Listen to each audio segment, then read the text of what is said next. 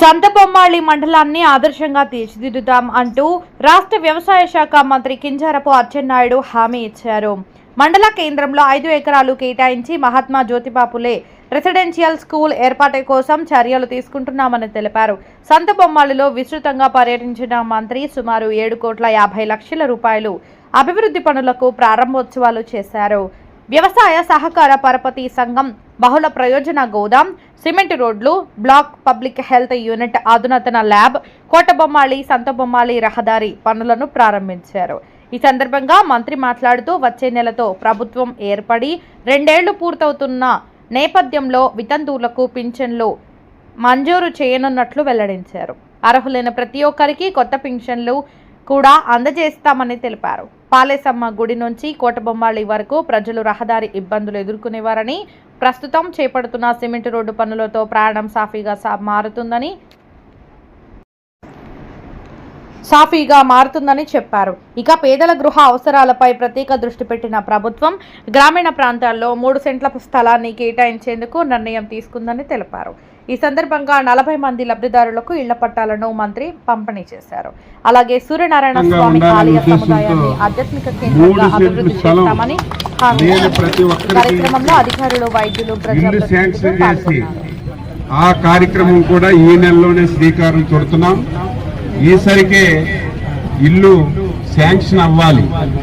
ఈ మధ్య కాలంలో 5 రాష్ట్రాల ఎలక్షన్లు ఉండడం వల్ల కేంద్ర ప్రభుత్వం ఇల్లు కూడా మంజూరు చేయడం కొంత ఆలస్యమైంది. మొన్నటితోనే ఎలక్షన్లు అయ్యాయి.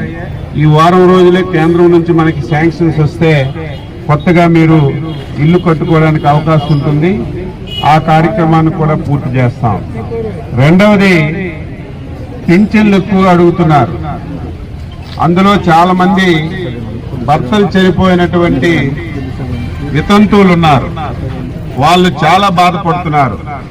అందుకే ముఖ్యమంత్రి గారు ఒక నిర్ణయం తీసుకున్నారు. రేపు వచ్చే నెల 12వ తారీఖు రాష్ట్ర ప్రభుత్వం ఏర్పడి 2 సంవత్సరాలు అవుతుంది. 2 సంవత్సరాలు పూర్తయినటువంటి సందర్భంలో ఈ రాష్ట్రం మొత్తం మీద భర్త చనిపోయి ఎవరైతే వితంతువులుగా ఉన్నారో వాళ్ళందరికీ కొత్తగా పెన్షన్లు ఇవ్వడానికి డిసిషన్ తీసుకున్నాం. వాళ్ళకు కూడా వచ్చే నెలలో పెన్షన్లు ఇస్తాం. అదేవిధంగా విడతలకు ఇంకా వృద్ధాప్య పెన్షన్లు అర్హత ఉన్నటువంటి ప్రతి ఒక్కరికి ఇచ్చే కార్యక్రమం చేస్తున్నాం. ప్రభుత్వం అంటే ఏవో పథకాలు ఇవ్వడమే కాదు, ఏవో సంక్షేమం అందించడమే కాదు.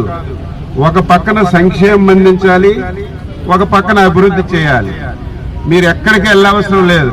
మీ సంతబొమ్మాళి గ్రామాన్ని మీరు తీసుకోండి. 2014-19 మనం చేసినటువంటి పనులు తప్ప తరువాత వచ్చినటువంటి ప్రభుత్వం 5 సంవత్సరాల్లో ఒక్క పని అంటే ఒక్క పని చేయలేదు. ఒక్క తట్టిడి మట్టి ఎక్కడేసిన సందర్భాలు లేవు. 1 మీటర్ రోడ్డు ఎక్కడేసినటువంటి దాఖలాలు లేవు. ఈ రోజు మళ్ళీ 2 మాసాల్లో మీరే చూశారు. అంతెందుకు, పాలేసమ్మ గుడి నుంచి కోటబొమ్మాలు వెళ్ళాలంటే నరకం పడేవాళ్ళు.